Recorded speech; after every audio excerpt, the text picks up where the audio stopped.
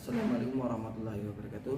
Perkenalkan, saya Haryanto, CGP Angkatan 7 Kabupaten Banjarnegara akan melaksanakan demonstrasi kontekstual modul 3.1 tentang pengambilan keputusan berbasis nilai-nilai kebajikan sebagai pemimpin. Pada kesempatan ini saya akan mewawancari dua kepala sekolah. Yang pertama Bapak Sutoro sebagai kepala sekolah saya, dan yang kedua Bapak Misno sebagai kepala sekolah SD Negeri 1 Sambong, Kecamatan Punggulan, Kabupaten Banjarnegara. Semoga nanti apa yang kami sampaikan bermanfaat. Terima kasih. Assalamualaikum warahmatullahi wabarakatuh. Waalaikumsalam warahmatullahi wabarakatuh. Perkenalkan, saya Haryanto, CGP Angkatan 7 Kabupaten Banjarnegara akan melaksanakan demonstrasi kontekstual modul 3.1. Sini saya akan mewawancarai kepala sekolah saya, Bapak Sutoro SPDSD.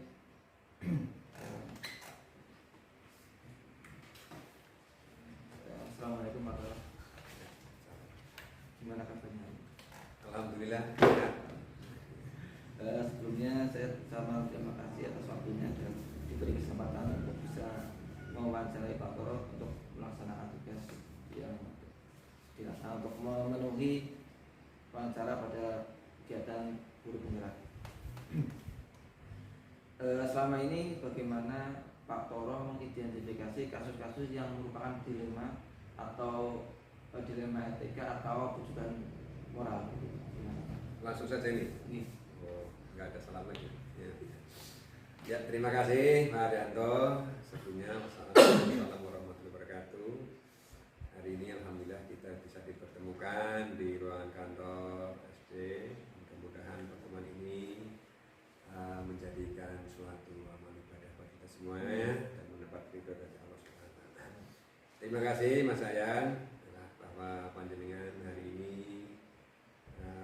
melalui tahapan demi tahapan sudah dilaksanakan sehingga hari ini untuk mengadakan wawancara terhadap kepala sekolah panjenengan yang dalam ini saya yang intinya apa yang tadi disampaikan oleh panjenengan, yaitu bagaimana saya dapat mengidentifikasi kasus-kasus yang merupakan dilema etika atau sesuatu kegiatan yang baik dan baik di dalam hal itu maupun kegiatan yang benar dengan tidak benar. Jadi yang saya lakukan selama ini jadi secara khusus saya tidak melakukan identifikasi ya. Karena biasanya dilema etika maupun bujukan moral itu kan menurut pengamatan saya sifatnya adalah insidental ya. Tapi walaupun sifatnya insidental itu saya selalu berusaha melakukan sebuah observasi ya. Observasi terhadap kasus atau dilema etika tersebut, sehingga dari observasi itu saya mengambil sebuah kesimpulan ya. Sebuah kesimpulan sehingga dari kesimpulan itu saya jadikan sebagai bahan untuk tindak lanjut saya, bagaimana saya harus mengambil keputusan terhadap dilema etika yang ada di sekolah kita. Jadi tidak ada identitas khusus, intinya ya kita berusaha melakukan observasi sehingga dari hasil observasi itu kita jadikan sebuah kesimpulan sehingga kita bisa menentukan sebagai bandingan lanjut terhadap dilema etika yang ada. Berarti selama ini bagaimana nih Pak Toro dalam pengambilan keputusan di sekolah, terutama untuk kasus-kasus di mana ada dua kepentingan yang sama-sama benar, sama-sama mengandung nilai kebajikan. Ya, memang ini sesuatu kadang-kadang yang kalau dua-duanya benar, memang ini memang harus ada ya. Harus ada skala prioritas kepentingan mana yang mestinya harus diutamakan ya, atau harus segera diselesaikan atau segera ditindaklanjuti. dalam penimbangan ini saya itu berusaha lah untuk selalu berkoordinasi, ya, berkoordinasi dengan pihak-pihak yang terlibat dalam kegiatan atau melakukan dilema STK itu. Jadi ada komunikasi, ada koordinasi, sehingga apa yang saya ambil itu bisa memuaskan, ya, kedua-duanya. Dalam hal ini namanya guru yang satu dengan guru yang lain yang sama-sama melakukan kegiatan yang benar, tapi ada skala prioritas, tapi semuanya bisa teratasi, ya itu bisa seperti itu, diatasi skala prioritas itu ada. Mengutamakan skala prioritasnya, mana yang memang dipentingkan terlebih dahulu, dan nanti mana yang sama-sama baik gitu nih Pak. Mungkin langkah-langkah atau prosedur apa yang biasa selama ini Pak Toro laksanakan untuk melaksanakan keputusan itu? Ya kalau langkah-langkah yang baku itu tidak ada sih, ya. Langkah-langkah yang baku artinya umpamanya si A ada dilema etika, umpamanya izin keluarga, saya harus langkahnya seperti ini, berarti itu kan langkah yang baku. Tidak ada langkah yang baku, artinya memang kita ya berusaha lah, ya berusaha bagaimana agar teman-teman yang melakukan atau melaksanakan kegiatan dilema STK maupun rujukan apa itu namanya, rujukan moral itu saya berusaha mengadakan itu tadi, ya namanya musyawarah lah, ya musyawarah yang terlibat dalam kegiatan itu, dalam kasus tersebut. Intinya ya tidak meninggalkan yang namanya komunikasi musyawarah. Pasti ada komunikasi gitu. Ya, itu yang paling penting itu. Tidak ada komunikasi. Nah, mungkin hal-hal apa yang selama ini Pak Toro anggap efektif dalam pengambilan keputusan, terutama dalam kasus-kasus dilema etika? Nah, kembali lagi kepada mamanya itu, ya kan, dilema etika kan biasanya kan tidak hanya satu orang, ya. Tidak ada satu orang, biasanya yang satu juga punya kepentingan, yang satu juga punya kepintahan, tapi kepentingan itu sama-sama baik, sama-sama harus diatasi, sama-sama harus saat itu juga harus mereka ambil keputusan. Sehingga kembali lagi kepada hal itu, saya selalu mengutamakan yang namanya musyawarah. Itu musyawarah saya anggap sebagai senjata yang paling pokok dalam hal kita mengambil sebuah keputusan. Tidak caranya mengedepankan ego, mengedepankan kedumian saya itu sebagai kalian, tidak, tapi musyawarah. Mungkin selama Pak Toro mengambil keputusan, mungkin ada tantangan-tantangan dalam pengambilan keputusan selama, terutama masalah dilema etika. Tantangannya kira-kira apa itu Pak Toro yang biasa dihadapi Pak Toro untuk mengambil keputusan? Biasanya begini, ya kadang-kadang kan kita walaupun dituakan ya, di sekolah, biasanya kan memang teman-teman kita atau relasi kita di sekolah itu kan ada yang lebih senior, lebih berpengalaman, lebih segala hal itu kan, sehingga kadang-kadang di situ memang kita harus betul-betul bijak dalam mengambil sebuah keputusan, karena memang jangan sampai kita, ya intinya kita harus bisa mengedepankan dari sisi maksudnya jiwa sosialnya, jiwa kemanusiaannya itu memang kompleks yang harus kita jadikan satu, sehingga nganah-nganah itu kepenak. Nah ini Pak Toro nih, apakah Pak Toro mempunyai dalam satu pemilu sudah ada jadwal tertentunya, apa langsung misalnya ada masa langsung dieksekusi? Sesuai dengan yang kasus di depan tadi, memang tidak ada aturan baku, tidak ada yang sifatnya itu kalau ini harus begini secara kita itu tidak, tapi intinya ya jadwal-jadwal itu sifatnya ya ketika itu ada masalah kita kembali lagi kepada musyawarah tadi, sehingga segera bisa diselesaikan dengan baik. Jadi jadwalnya tidak ada, karena sifatnya saya yakin yang namanya dilema STK maupun itu sifatnya insidentil. Kita tidak tahu besok teman kita mau ngapa, tidak tahu apakah mau izin, ataukah ada alangan, ataukah nanti di sekolah kok ada apa, kita tidak tahu. Makanya ketika itu kok lagi pembelajaran mamanya izin-izin, wah ini belajar juga benar, kepentingan keluarga juga benar juga, apalagi sifatnya emergency. Nah kita sifatnya ya karena sifatnya insidental, nggak ada yang jadwal tertentu lah, sifatnya ya mengalir sesuai dengan apa namanya kasus lah, apa permasalahan yang ada seperti Jadi itu. tidak pernah dijadwalkan, sesuaikan dengan Ya. mengalir begitu saja gitu Pak. Iya. Sifat itu dibutuhkan dia dilaksanakan, Iya. kalau tidak dibutuhkan ya tidak dilaksanakan. Nah, ini adakah seseorang atau faktor-faktor yang selama ini mempermudah atau membantu Pak Toro dalam pengambilan keputusan, terutama dalam kasus-kasus dilema etika ini? Ya, ya jelas ada ya. Bagaimana juga yang namanya sekolah itu kan, apalagi saya masih muda, pengalamannya masih kurang. Jelas di sana sini perlu namanya apa namanya masukan-masukan dari orang-orang yang lebih tua, lebih sepuh, lebih kompeten. Itulah yang menyebabkan kita itu menjadi apa yang ngerasa kalau sudah menjadi keluarga, saran-saran rembag-rembug itu yang penting, yang sangat penting, sehingga menghasilkan apa ya keputusan hasil yang memuaskan kedua belah pihak. Ya, intinya ya tidak mengesampingkan teman-teman yang lain, apalagi yang lebih senior, yang lebih sepuh seperti itu. Jadi tetap ada peran dari teman-teman Iya, yang setiap mengambil keputusan. Jangan sampai ada yang merasa dirugikan nih Pak. Merasa dirugikan dan merasa nggak dianggap gitu, nggak dianggap aku ini orang-orang lebih pendelat dan sebagainya. Itu memang penting. Dari semua hal tadi yang sudah disampaikan Pak Toro, apakah ada pembelajaran yang didapat dari Pak Toro dari pengalaman dalam pengambilan keputusan dilema etika?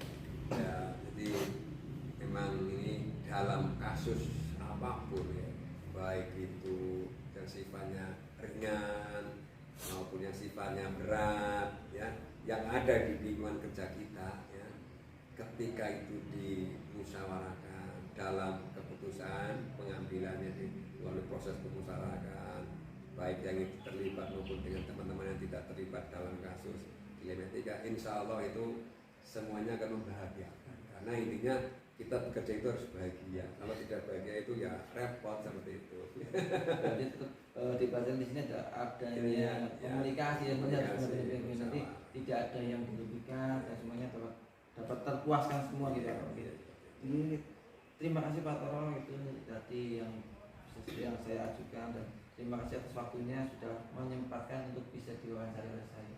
Sama-sama, mudah-mudahan apa yang saya sampaikan walaupun mungkin nggak genah gitu ya intinya, tapi mungkin karena itu sebuah tuntutan dari panjenengan untuk proses yaitu kegiatan calon guru penggerak itu, ya mudah-mudahan ada hikmahnya walaupun sedikit ya buat kita semua. Jadi siapa tahu di tempat panjenengan setelah mendapatkan tugas nanti ada sesuatu yang menjadi panjenengan punya tanggung jawab yang lebih, mungkin nanti punya kayak saya ya mungkin bisa sebagai acuan lah, mungkin sedikit walaupun ya mungkin jelas cara-cara yang lain tetap beda dalam menangani sebuah kasus. Tapi kalau saya itu memang apa ya, dalam hal apapun saya mengutamakan yang namanya musyawarah, karena ketika sebuah itu sedang musyawarah insya Allah itu hasilnya nganang ini nyenangkan gitu kan, bagian pemainnya usul disetujui ataupun orang berkenan tadi, kalau itu memang musyawarah mufakat itu nyenangkan ini, dan itu ya kita berjalan enak lah gitu lah, enak. Seperti itu. Terima kasih. Terima kasih Pak Toro. Demikian hasil wawancara saya dengan Pak Toro selaku kepala sekolah saya di SD Negeri 2 di Buana. Semoga bisa diambil pelajarannya dalam kita mengambil keputusan, sehingga apa yang kita ambil keputusan itu bisa tidak membuat pihak yang lain, dan keputusan yang kita ambil itu sudah tepat. Assalamualaikum warahmatullahi wabarakatuh. Waalaikumsalam warahmatullahi wabarakatuh. Assalamualaikum warahmatullahi wabarakatuh. Perkenalkan, saya Haryanto, CGP Angkatan 7 Kabupaten Banjarnegara. Sini akan mencoba mewawancarai Bapak Misno sebagai Kepala Sekolah SD Negeri 1 Sambong, Kecamatan Cipuran, Kabupaten Banjarnegara. Assalamualaikum warahmatullahi wabarakatuh. Waalaikumsalam warahmatullahi wabarakatuh. Syukur kabarnya. Alhamdulillah sehat. Sebelumnya terima kasih Pak Misno sudah meluangkan waktunya untuk bisa saya tanyakan. Iya, semoga cukupnya nanti bisa kita Sebelumnya pertanyaan ini terkait tugas saya yang ada di calon guru penggerak. saya sebenarnya minta maaf terkait praktek pengambilan keputusan. Bolehkah saya nanti mengajukan beberapa pertanyaan? Oke. Selama Pak Misno sebagai kepala sekolah, adakah suatu masalah yang dihadapi sebagai di mana masalah itu menimbulkan dilema dalam misalnya Pak Misno? Yang selama ini saya alami sebenarnya banyak terkait dengan dilema etika, bukan hanya permasalahan tetapi juga terkait kegiatan saya, misalnya dalam satu hari atau dalam satu kesempatan harus menjalani beberapa kegiatan. Nah di situ timbul dilema. Jika itu boleh nggak menceritakan bagaimana menyelesaikannya Pak Misno? Ya, terkait untuk menyelesaikan itu, yang pertama saya menganalisis atau mencari informasi kegiatan-kegiatan itu yang misalnya satu hari ada 2 kegiatan yang harus saya laksanakan. Saya akan pertimbangkan kegiatan mana yang manfaatnya lebih banyak untuk kepentingan yang lebih banyak. Kemudian kegiatan mana yang apabila saya tinggalkan itu risikonya ataupun dampaknya itu paling minimal, paling sedikitnya. Ketika saya sudah tahu kemanfaatan yang besar mana, kemudian dampak yang paling kecil yang mana, nah itu nanti saya dapat mempertimbangkan kegiatan mana yang akan saya lakukan. Jadi harus memastikan mana yang terpanggil yang akan diutamakan. Itu saya butuh informasi terkait dengan kegiatan-kegiatannya. Dan selama ini bagaimana Pak dalam pengambilan keputusan Pak Misno, terutama untuk kasus-kasus yang dilema seperti tadi? Ya, yang pertama tadi saya katakan saya mencari informasi. Misalnya ada 2 undangan. Saya cari informasi undangan itu untuk kegiatannya apa saja nanti di prosesnya. Kemudian yang kedua juga kegiatannya apa saja. Kemudian selain itu misalnya sudah saya dapat informasi bahwa kegiatan A nanti kegiatannya adalah ini. Dan dapatnya kalau tidak diikuti adalah ini. Kemudian kegiatan B yang akan dilaksanakan adalah kegiatannya apa saja. Kemudian pemanfaatannya untuk yang lebih luas atau tidak. Kemudian ketika mencari informasi itu tentu melibatkan beberapa pihak. Misalnya kegiatan itu ada di sekolah, saya tentu melibatkan teman. Baiknya itu seperti apa? Kalau ini saya ikut ini nanti dampaknya seperti apa? Itu ada beberapa pihak yang harus saya cari informasi. Jadi nanti kalau misalnya memang sama-sama penting harus di sama-sama kan ya? Iya betul, dari informasi. Berarti itu adakah yang mungkin langkah-langkah yang Pak Misno ambil untuk mengambil keputusan? Ya tentu saya tidak bisa semena-mena mengambil keputusan sendiri. Saya tetap mempertimbangkan masukan dari beberapa teman-teman terutama di sekolah. Misalnya di hari apa saya harus pergi, kemudian di sekolah ada kegiatan juga. Saya akan tanyakan yang di sekolah ini kepentingannya untuk apa? Nah itu saya melibatkan dari teman-teman juga untuk memberikan pertimbangan. Apakah yang Pak Misno tadi laksanakan itu kan efektif Pak?